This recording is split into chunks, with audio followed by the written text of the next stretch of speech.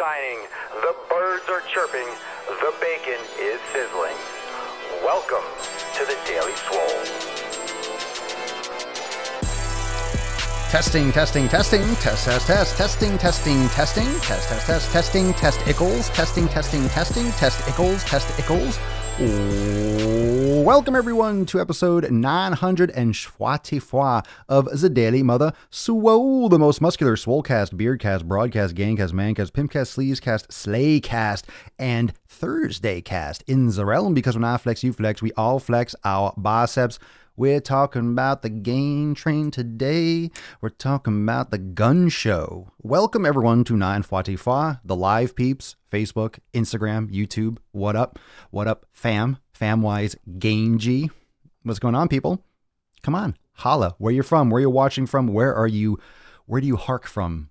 Hawking on the Daily Swole. Where do you live? Where are you watching the Daily Swole? Are you pooping? What are you doing? What are you doing right now while you're watching the gains? Thank you, everyone that's joining live. Thank you for listening. Remember, you can subscribe to the podcast. You can check out the brand new Gain Train. You can check it all out, swolenormousx.com. It's in the corner, swolenormousx.com. You can subscribe to the podcast. You can get workouts and training and all this cool content. Excellent. Ooh, we have someone that's pooping in Ireland right now. That's an interesting thing to think about. Anytime, anywhere you are, someone somewhere in the world is taking a shit. Someone's pooping. Someone is pooping everywhere at any given time. Like, I wonder how many people just at any given time are pooping. Like, what's the most amount of people that have ever pooped simultaneously?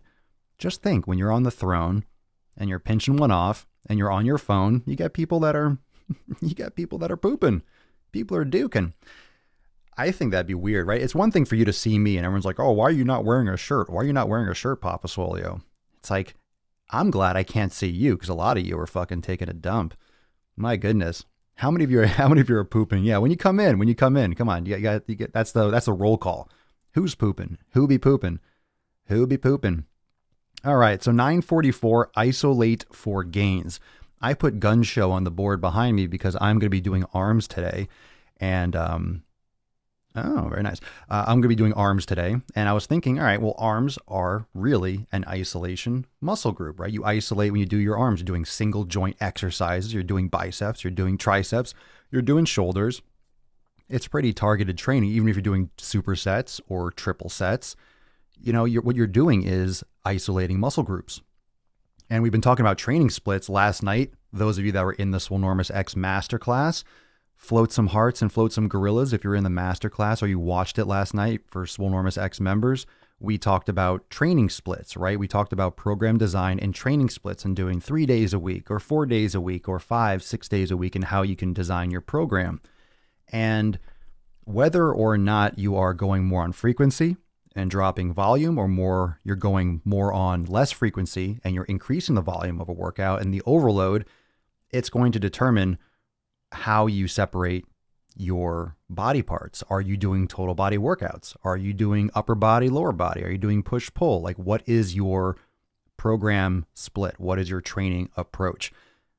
That being said, if you're doing arms on a day and you're isolating, you're going to be doing your chest, your back, your legs on another day, whether it's 3 days a week, you're doing resistance training, 4 days a week, 5 days a week, 6 days a week, whether you're going on a 7-day cycle, a 10-day cycle, a 14-day cycle, whatever it is, you are getting in with it. Whatever your cycle is, you're getting in all your body parts within that cycle. So whether you're doing full body, push, pull, upper, lower, it depends on your goals, your experience, your time availability.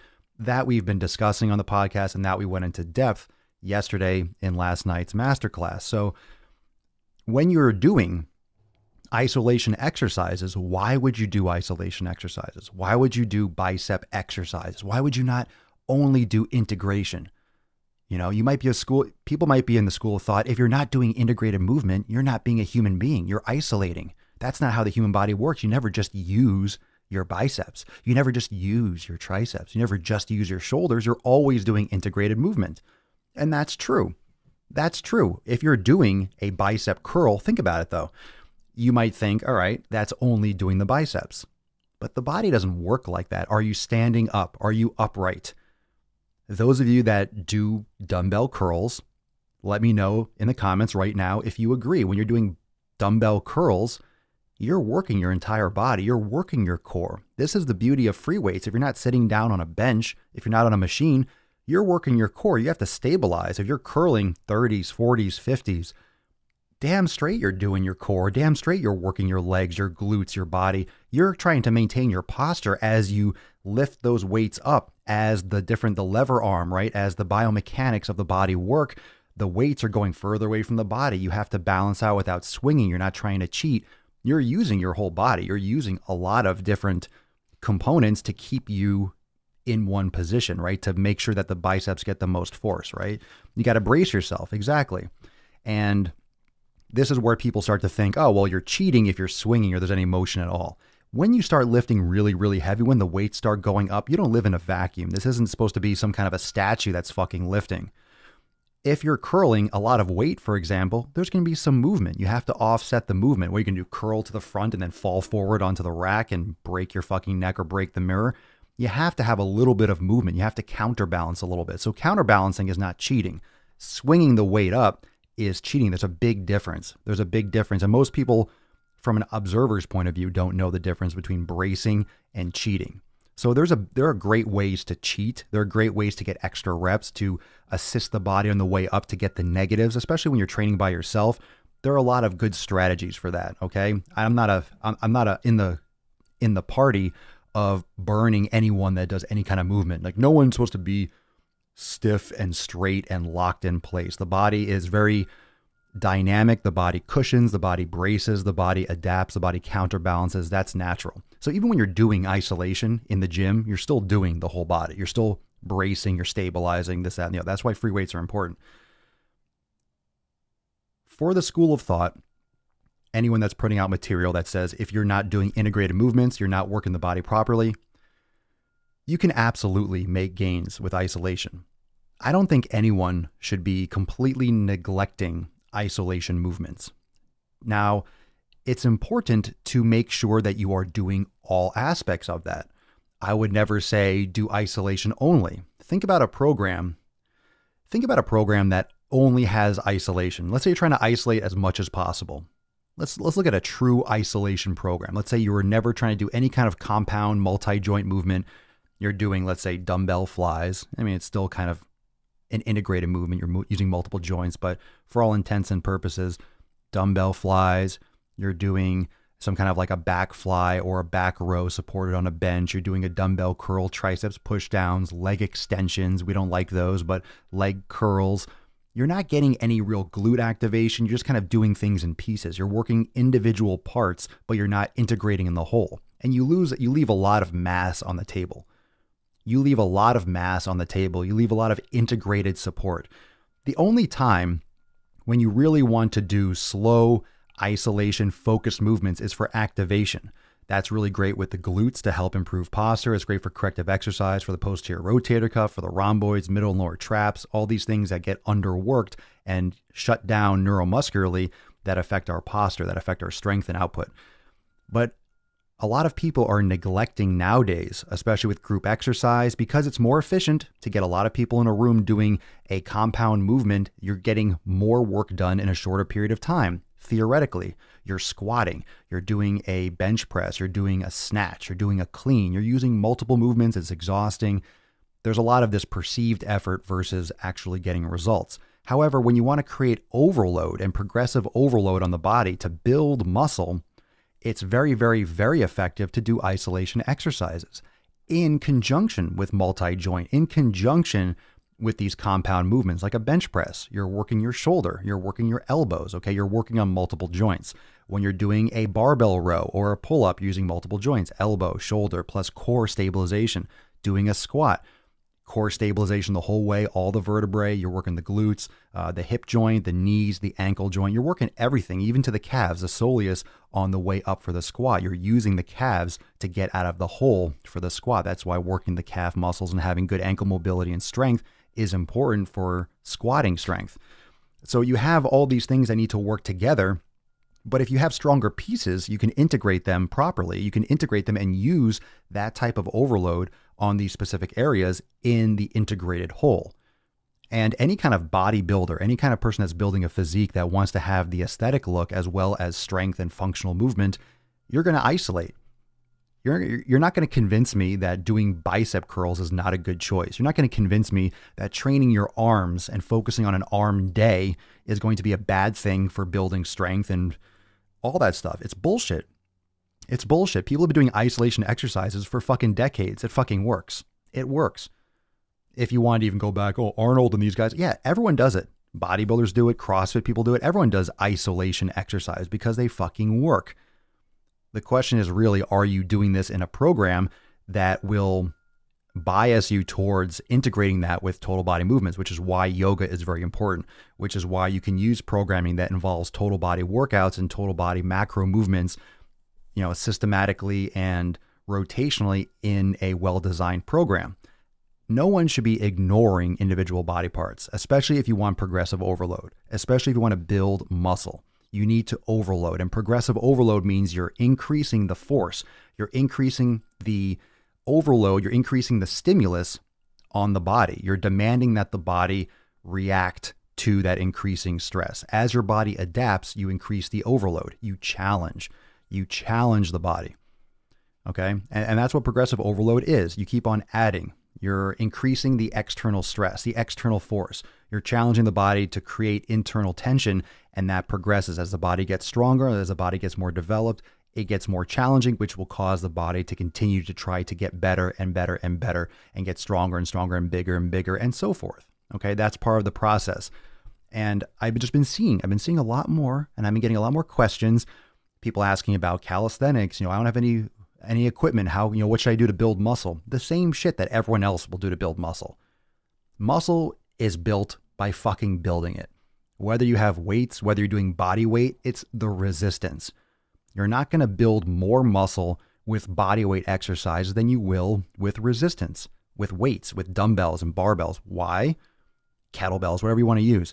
Because you can't overload your body enough with just your body weight. Can you build muscle? Sure, but you're going to plateau.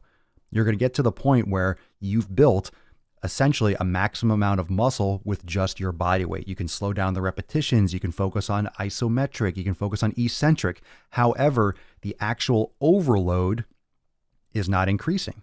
Can you use a weighted vest? Sure, but how heavy are you going to make a weighted fucking vest? 100-pound weighted vest? It gets to the point where it's bulky and it's just not logical. Okay, you can only overload your body so much by doing just calisthenics. So you absolutely can build muscle with just your body weight, but you will be capped. You will hit that limit. Okay. I watched a documentary about this guy in prison who is a bodybuilder. They took away his weights because he was getting too big, and now he uses just push-ups, other people, and towels, and he's huge. Well, because he built it fucking lifting weights. And you don't know what the hell else he's taken. Plus, when you have someone in prison, it's a whole different adaptation. And they've studied this because when you're in prison and you're around other inmates and literally the survival mechanism, like your testosterone's through the fucking roof, your body is literally in defense mode all the time. So it's a lot easier. I wouldn't say it's easier, but that's why you get these guys that are freaks of fucking nature in prison, because they're literally lifting for survival. Your body is in a completely different hormonal state when you're in prison and you're trying to protect your life all the time. We don't live like that. We know, hey, we're going to the supermarket. Chances are we're not going to have to fight for our fucking life. But when you're in prison, every time you take a step, you could get shanked. You could get fucking, stabbed. You could get poisoned. Who knows? Everyone's out to get you. So there's a lot different things going on. Not to mention, there's also contraband that they don't discuss in a lot of cases. There's a lot of total body stuff going around. There's a lot of body weight going on, and not a problem. You could do total body. You could do calisthenics. There's no problem with that. It's getting very popular. Everyone's a fucking gymnast on Instagram. Everyone does a handstand push-up, and everyone does planches, and everyone's doing this. All the guys who used to be dorks for being like cheerleaders and doing gymnastics, they used to be like outcasts, like in the 90s, like, oh, you're You know, you do gymnastics. Now it's the popular cool thing to do bar workouts. All these guys fucking skip leg day. They just do pull-ups and push-ups all the time, and they barely train their fucking legs. So there's no surprise why they're always wearing pants in their videos. Go watch them. Every guy that does fucking calisthenics is pretty much wearing pants for a reason, because they got no legs.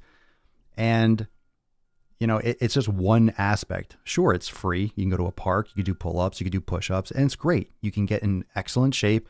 Depends on how big you want to get. It depends on how much of a physique you want. You know, you're going to adapt to whatever stress your body is put under. If you do a lot of body weight exercise, your body is going to adapt for that. But there's a limit to how much muscle time under tension will build. And what time under tension is what a lot of people are throwing around casually because they don't understand the real full principle. It's not just the tension on the muscle, it's also the resistance.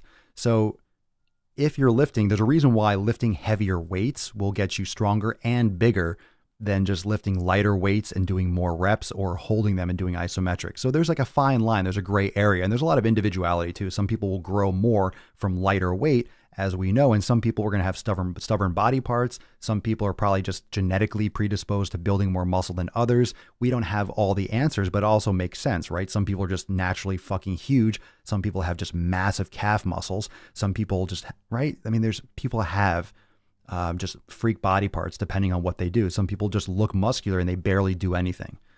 So a lot of genetics has to do with that as well. When it comes to time under tension, let's trade off this concept a little bit. If you're doing, let's say, 30-pound dumbbells and you're doing a certain speed, okay, there's 30 pounds and there's a time under tension, how long the muscles are under tension during that repetition.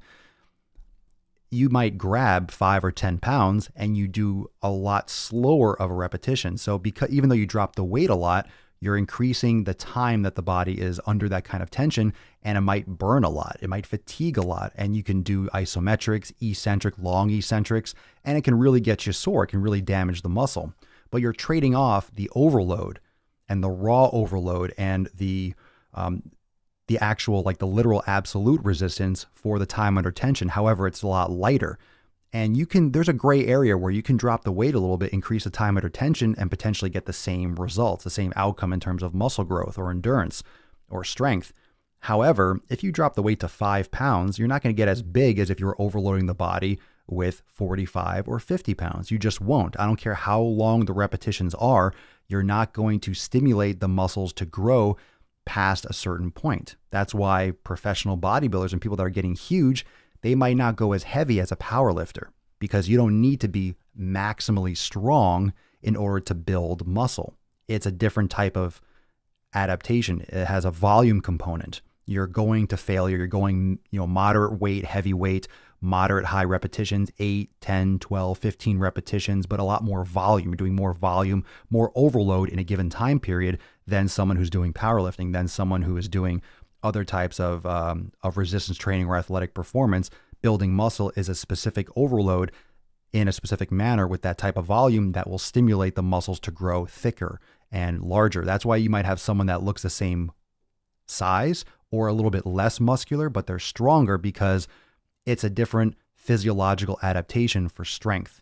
There's crossover, but it's a little bit different. It's more about motor unit recruitment. It's more about motor unit synchronization, the muscles creating a type of powerful, systematic force output or internal tension to overcome a maximal resistance rather than repeating repetitions over and over again, right? So it's a different adaptation that the body will adapt to. It's a different way the body will change. And this is a chronic adaptation. It's not going to happen overnight. You're not just going to go to the gym and do a strength workout. Hey, I got stronger. I went to the gym and I did a lot of volume. Hey, I'm going to get bigger. If you're changing things on a week-to-week or day-to-day basis, this is why I'm talking about adaptation all the time. If you're changing things too often, you're not going to get the change that you think you will. You might adapt a little bit to different things, but you're not going to get maximal adaptation. Your body needs to be exposed to a certain type of stress over a long period of time to get those chronic adaptations. You're not going to change overnight. You're not going to change in a couple of weeks. It's going to take months. That's why bodybuilding takes so long, because it takes that kind of time to learn your body, to expose it to all these different types of stress so it changes in that manner. And when it comes back to either body weight or resistance or isolation exercises, they're great. You want to have integration. You want to do pull-ups. You want to do push-ups. You want to do multi-joint movements. However, isolation exercise and doing single joint exercise will absolutely help the body integrate those individual muscle groups together for these macro movements. And you need to do both.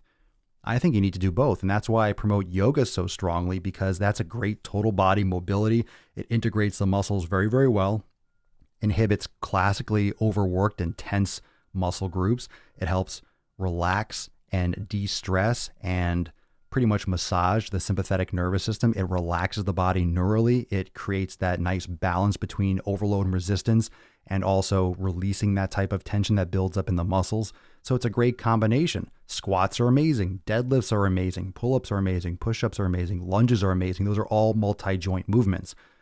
Bicep curls, also amazing. Concentration curls, also amazing. Preacher curls, also amazing. Tricep extensions, also amazing, right? There's different ways to overload the muscles, and you can overload these things in different ways, and they're always coming out with new gimmicks or new electrical stimulation or blood flow restriction, and there's all these different things that come out, but the fundamentals are still true. You need to strengthen these pieces, but then piece them together. So you want stronger pieces of the puzzle, but then you want to put them together in a manner that are going to deliver you to your goal. And you can take this podcast and this episode in many different ways. You can take it in many different ways because it depends on what you want. You might listen and be like, well, that's bullshit. I'm not saying anything that's bullshit. It all depends on what you want. If you want to do better at doing pull-ups, it would be great for you to activate your middle and lower traps. It'd be great for you to focus on mobility because it'll help you do more pull-ups. But yeah, if that's your goal, then your training style and your approach to fitness is going to be more focused on doing more pull-ups, maybe not having a certain physique. It really depends. When you try to compare and combine performance with the way you look, that's when things get a little bit sketchy. And a lot of people try to equate that when they see Instagram posts. You see someone that has a nice set of abs, and then you see them doing this crazy athletic shit. Ooh, I want that. Let me do that athletic shit so I can look like that. That's not how it works. That's not how it works. Athletic performance does not directly equal looking a certain way. Everyone looks a different way. Some people are going to get more of a physique than others from doing athletic performance work. Some people won't. So you have to make sure that you're training in a manner that will lead to the outcome that you want. And they're not the same. Your body is always about adaptation. Whatever you get is a result of what you constantly and consistently expose your body to. If you expose your body to volume, to resistance, to a lot of fatigue and muscle failure, and you're doing it regularly over the course of months and months and months, and you're eating right, you're sleeping right, you're doing these other things, you're going to grow mass. And I'm telling you, if you want to build muscle, you need to do these macro movements. You're not going to just do isolation and get huge. You can't be doing machines and doing leg curls and leg extensions and leg press. And you have to be doing fucking squats and deadlifts and barbell rows and pull-ups and negatives and weighted pull-ups and bench pressing and incline. And you have to do these multi-joint movements. You have to build that raw neural activation. You have to build that synchronization of your neuromusculature in order to grow. You have to overload your body as a system, but it also absolutely 100,000% helps when you do these isolation overloads, because that progressive overload on your body, it allows you to get more of that overload because you're specifying, you're focusing, and you'll break down the tissue and you'll stimulate growth long-term. It's a long-term game. It's a long-term game. This is not growth, adaptation, athletic ability. It's patience. You're not going to get amazing results in a couple of weeks. Oh, I've been bulking for 2 months. Okay. I remember my first fucking beer, right? I love that quote. I remember my first beer. Ha ha ha. Right? Beer fest quote.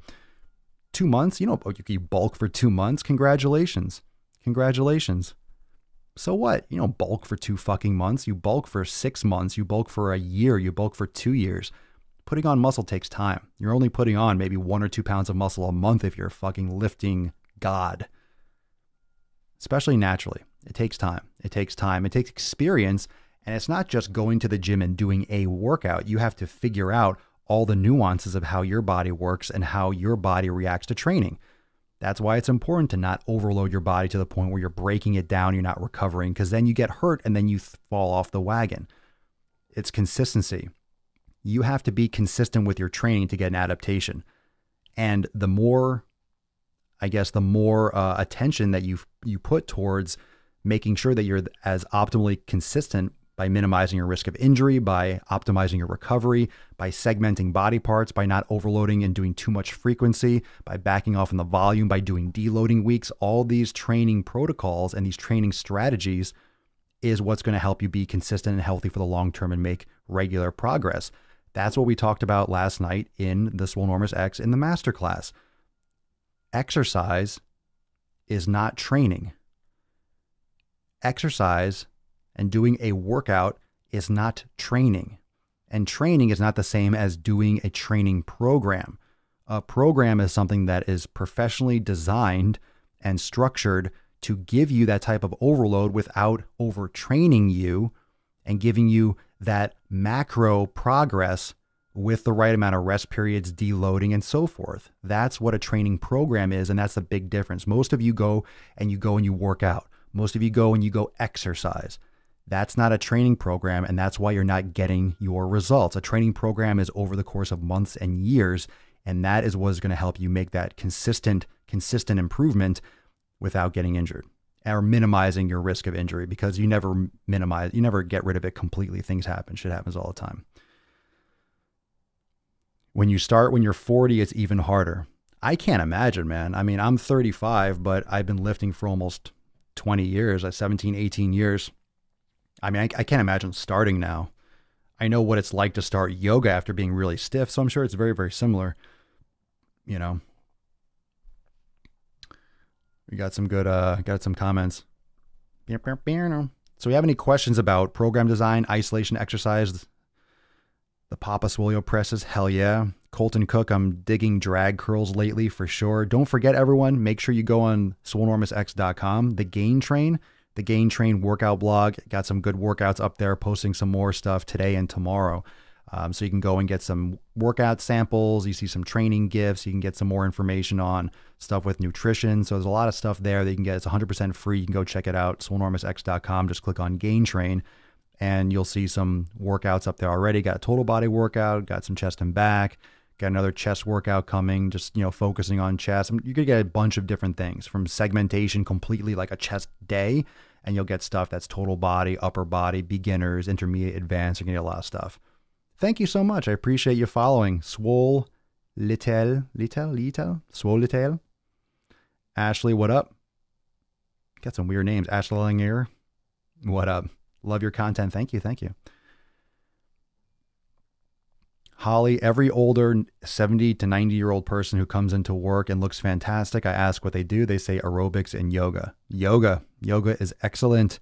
It's excellent. Think about what you're doing. You're squeezing out the muscles. You're squeezing out the organs. You're doing inversions. You're getting blood everywhere. You're helping the body restore and get fluids around. Yoga is fantastic. All aboard the Gain Train. I agree.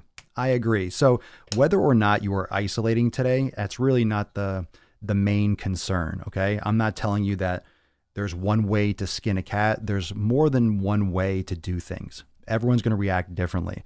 I do not think that you need to be overhauling and doing things completely different. I think quite the opposite. You have to kind of step back and remember that this is a long-term play. This is a long-term lifestyle. This is for your entire life, and you need to make sure that you're consistent enough and you're not being impatient. So don't change things all the time, but you have to be consistent. And it's okay to do isolation stuff. It's okay to do bodybuilding splits. It's okay to do total body, but do not avoid isolation exercises because you just read it somewhere. Like, it's important. It's important to build the body and overload it progressively if you're trying to build muscle. And most of you are. Anyone should be trying to build muscle. That's important. Send me a DM, Tobias.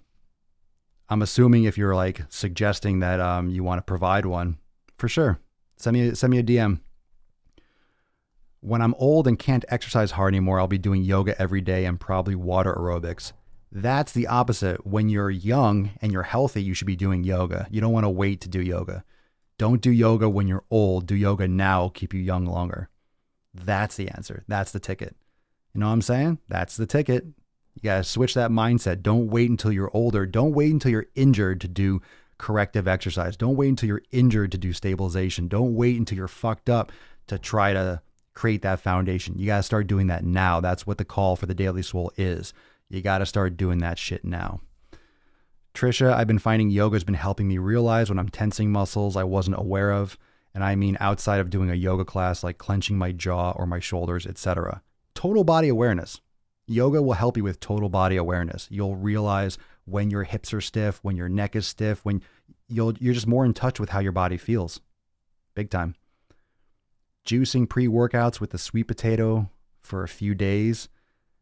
Juicing pre-workouts? What do you mean? You're juicing like don't tell me you're juicing a sweet potato. That sounds gross. I love a good sweet potato pre-workout. That's one of my favorite pre-workouts. Just fist a sweet potato and go pump. Good, Holly. I'm glad you're doing yoga now. Yeah, do it now. Do it when you're older. Do your yoga, fam. So it's okay to integrate. It's okay to isolate. Very important. Training for Grant. I like to work on strength mostly, then do some isolated work, then yoga before bed. Yoga is great any time of day. I get a lot of questions. What's the best time to do yoga? Anytime, as long as you're doing it. Some of you might like a great yin flow, a great yin yoga flow is great before bed, but yoga is also fantastic first thing in the morning. It's like meditation. It's a great thing first thing in the morning. It's a great way to start the day. Well, that's what we're trying to do here, Mike. Trying to spread the word, spread the love, spread the gains so people can start younger so you don't have to wait. So wherever you are, it doesn't matter if you're 40, 50, 60, 70, it doesn't matter if you're 18, you should be starting to do yoga. You should be doing resistance training. And can you start with body weight? Sure. Can you build muscle by doing integrated movements and bodyweight exercises? Sure, but you should be progressively overloading yourself. And a lot of times, if you're plateauing and you're not happy with the results, you could be overtraining. You could just be not overloading the body enough. You could not be consistent enough. There's a lot of factors, but chances are you're not doing what you're doing now perfectly, especially if you're doing something for a result that it's not going to result in the first place, right? If you're doing a lot of integrated bodyweight exercise, like how come I'm not getting bigger? Well, your body's going to tap out after a while. Your body's going to adapt. You're going to need more overload, and that's what weights do. It allows you to overload your body more than it can overload itself. And anytime you're doing a bodyweight exercise, you're integrating many muscles, 10s, 20s, 30, 40, hundreds of different muscles at the same time for stabilization, et cetera, et cetera. But that focused attention on the biceps, you're not going to necessarily get with just body weight. You have to really start progressing the overload, and that's what resistance does, and you can combine them very well. Creating a fitter planet. Well, it is the most muscular Swolecast, Beercast broadcast in the realm. The most fit planet in the realm. That's what we do here. So if you haven't yet checked out the Gain Train, please go do that, swolenormousx.com. You can find it there. You can also subscribe to the podcast, all swolenormousx.com. New Driving While Gaining. If you're not following me on YouTube, highly recommend go subscribe, go drop some delicious comments and check it out. New Driving While Gaining on my YouTube channel at Swolenormous. And also, I'm going to be putting up some new designs on swolenormousapparel.com. So Christmas is right around the corner. You can get your Swolenormous, get your Kegels, get your Goat, get your Lord Swoledemort, your Harry Squatter, get all your fucking Swolenormous gear. You can check it out, swolenormousapparel.com. And check that out, and you can rock the Swole gear. Tag me in it. I'd love to share your posts. And I'll see you all tomorrow for episode 945 of the most muscular Swolecast, Beardcast, Broadcast, Gangcast, Mancast, Pimpcast, Sleevescast, and Slaycast in the realm. Because when I flex, you flex, we all flex our biceps. Thanks for joining me for 944. Go check out swolenormousx.com for everything I was just mentioning. And I'll see you tomorrow for 945. Peace, McGee's fam. Deuce Magoose, your boy Papa Swolio. Out.